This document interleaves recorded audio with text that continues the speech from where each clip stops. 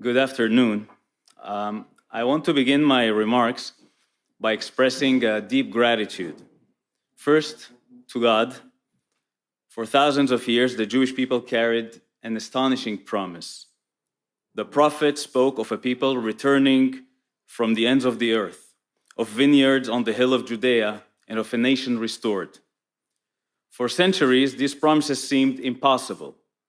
Empires rose and fell, and the Jewish people endured exile, persecution, and near destruction. And yet, today, in the state of Israel, millions see something remarkable: a God who keeps his promises. And I also want to thank you, Christian leaders, because for decades, Christian friendship has helped make Israel stronger, safer, and less alone. And never has that friendship mattered more than in the aftermath of October 7th. So thank you. Thank you for the many of you who prayed for Israel after October 7th, when silence would have been easier. Thank you to the Christians who came to Israel when others canceled their trips. To those who worked in our farms, tended our fields, packed meals, comforted families, and reminded Israelis that we are not alone. Thank you to the ICEJ, who helped replace ambulances destroyed by Hamas, who helped provide shelter, radios, and trauma care, and support for communities like Kfar Aza, Be'eri, Nativ HaAsara, and elsewhere. And I know that support was never only political. It came from something deeper, from the belief rooted in the Bible we share, that the Jewish people have a right to live in freedom and peace in the land of their ancestors. Thank you for standing with us when it was difficult, when it was unpopular. And that matters, because truth was never about a popularity contest. Israelis understand this very well. In fact, we are quite trained in having unpopular opinions. There are friends here from my time when I served in Norway. And back then in the day, when I was in Oslo, an Israeli friend once joined me for a coffee with local friends. He was just visiting. And every time he shared his opinion, someone politely told him, "You know, almost nobody in Norway thinks like that." After the meeting, he was glowing. He told me, "You see, even the Norwegians think I am an original thinker." I had to explain to him that in Norway, when someone says nobody agrees with you, that's not a compliment. But that is the Israeli spirit. We refuse to believe that truth and popularity are the same thing. When people ask us, "Can it really be that the whole world is wrong and only you are right?" we answer, "Yes, of course it can." And in that sense, Christians around the world understand Israel very well. You also carry convictions the world often mocks. You also know that being popular does not make something true. That was the spirit of the prophets who stood before kings, crowds, and sometimes argued with God. And that was the spirit of Jesus Christ, who stood for truth before power, often alone. And he stared down death itself. When you stand with Israel, you stand in that same spirit. So I came here today with deep gratitude for your support in the past and in the present. But friends, I also come with a deep worry about the future. Worry because the world around us is changing in ways none of us can afford to ignore. Sometimes it feels as if the world has gone so mad that only the famous Israeli motto, my favorite, can explain it. Start worrying, details to follow.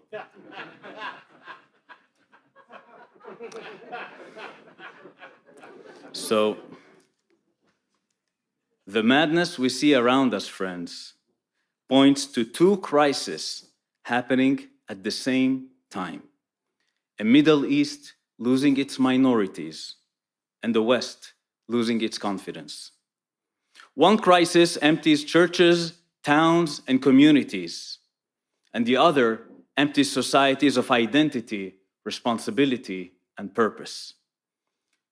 These two crises may look disconnected. They are not. In both places, the future people believed to be inevitable broke down. In both cases, old certainties have collapsed. In the Middle East, the old certainty was that Islamic power would endure, that the caliphate would continue, that the Muslim world would remain one of the commanding forces of history. And in the 20th century, the last caliphate disappeared with the fall of the Ottoman Empire. Western powers reshaped the world with modern armies, thriving economies, and innovative science. And many in the Muslim world who were forced to ask a painful question: what went wrong? The West is now facing its own crisis of certainty. For generations, many in the West assumed that history had a clear and inevitable direction. The world would become more secular, more democratic, and more Western. But that certainty has broken down too. The world is not becoming less religious. In many places, it is becoming more religious. The world is not becoming more democratic or more Western. Ancient civilizations are returning with ambition and sometimes resentment. China, Russia, Iran, each in its own way is telling the West, tomorrow does not necessarily belong to you. And the West, which for centuries believed it was shaping the future, suddenly found itself struggling with questions about its own future.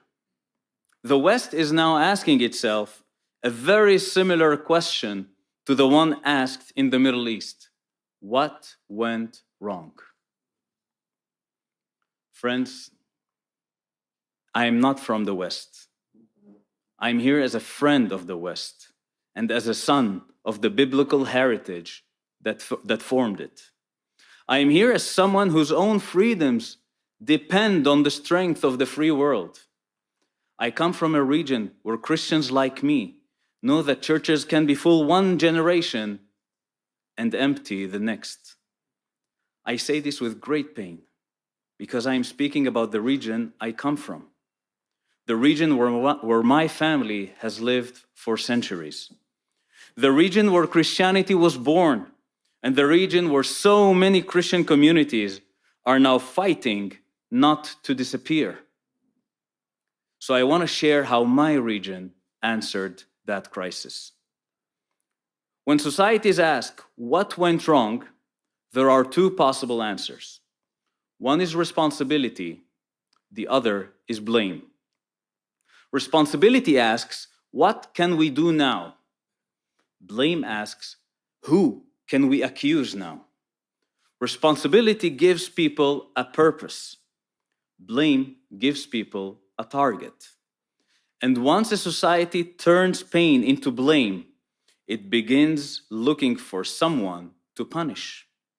And eventually, the hate destroys the hater. So let us begin with the Middle East. When the old certainty collapsed, many in the region asked, what went wrong? Why is Islam or the Muslim world not dominating history? At first, some answered, religion was holding us back.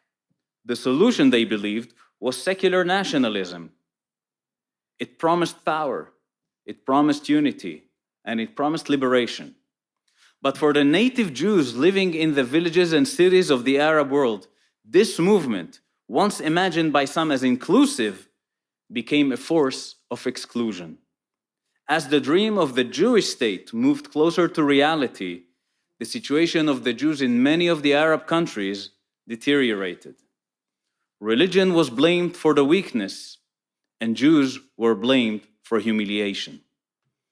Ancient Jewish communities in Iraq, Yemen, Egypt, Syria, Lebanon, North Africa, and beyond, many of them not even supporters of Zionism, And they still faced pogroms, intimidation, property seizures, discrimination, and exile.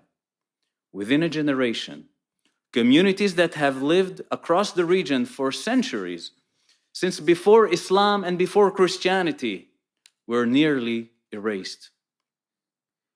But the culture of blame did not save Arab nationalism. It corroded it from within. It promised dignity, but delivered repression. It promised strength, but delivered military defeats. It promised renewal, but left behind corruption, stagnation, and fear. And into that vacuum came a different answer. Political Islam changed the framing, but it kept the culture of blame. Arab nationalism said religion was the problem. Political Islam said religion is the solution. The problem was not that we were too religious, the problem was that we were not religious enough. And over time, that answer reshaped the region from the Islamic Revolution in Iran to the Muslim Brotherhood all around us. And once again, minorities discovered the same brutal truth. When an ideology cannot tolerate difference, minorities become its first victims. For Christians, the result has been devastating. The ethnic cleansing of Christians from the Middle East is a fact measured in empty churches, abandoned homes, and ancient communities pushed to the edge of disappearance. In Iraq, out of 1.5 million Christians, fewer than 150,000 remain. In Aleppo, in Syria, once a home to a thriving Jewish population, Christian community, they had over 200,000 Christians in Aleppo. Only 25 remain today, at best. In Egypt, on one terrible day in August 2013, at least 46 churches and monasteries were plundered, destroyed, or burned to the ground. Even a Coptic children's orphanage was set on fire. It was the worst attack on Egypt's Christians in centuries. The same hate that drove the Jews out of the Middle East in the 20th century is now driving Christians and other minorities out of the region in the 21st century. Because the hate that begins with Jews never ends with Jews. There was only one difference. When the Jews were driven out, they had Israel. When Christians are driven out, all they have is the airport. Friends, this is not only a Middle Eastern story. It's a human story.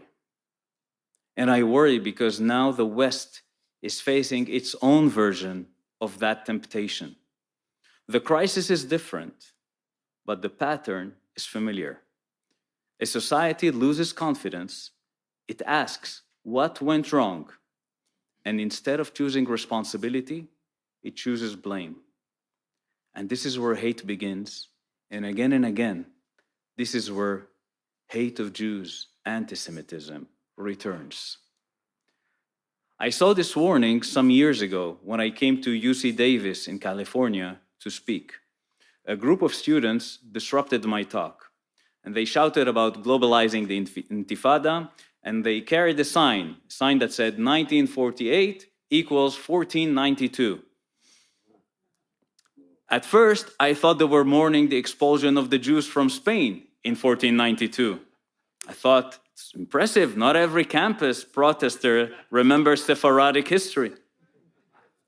But no, they were comparing what they saw as two original sins. 1948, the creation of Israel, and 1492, the discovery of America. In their minds, Israel and America were part of the same crime. And that is when I understood that something deeper was happening. This was not only criticism of Israeli policy.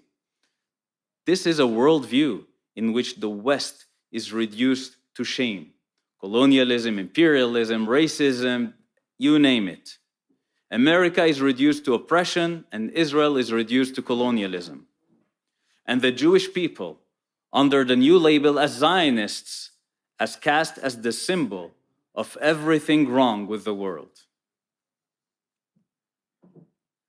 People back then told me that they will grow out of it, they're just students. But after October 7th, before Israel had even buried its dead, demonstrations against Israel erupted across the West.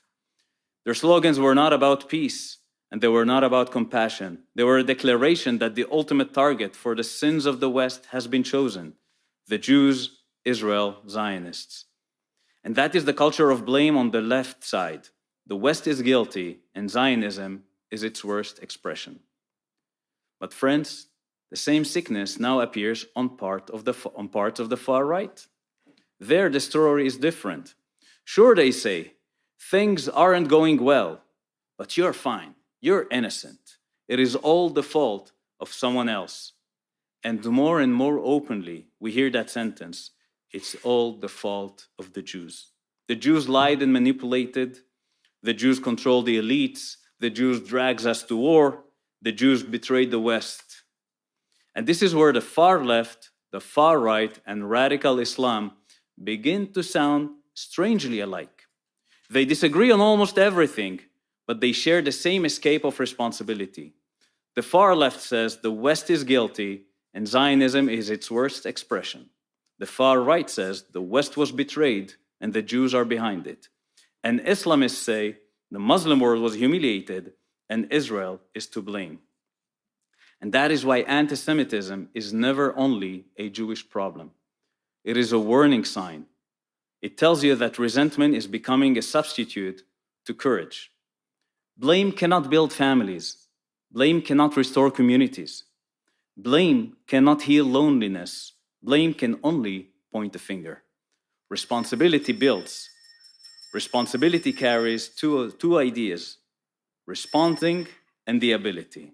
And I pray to God that Israel and the West will choose responsibility over blame. Thank you.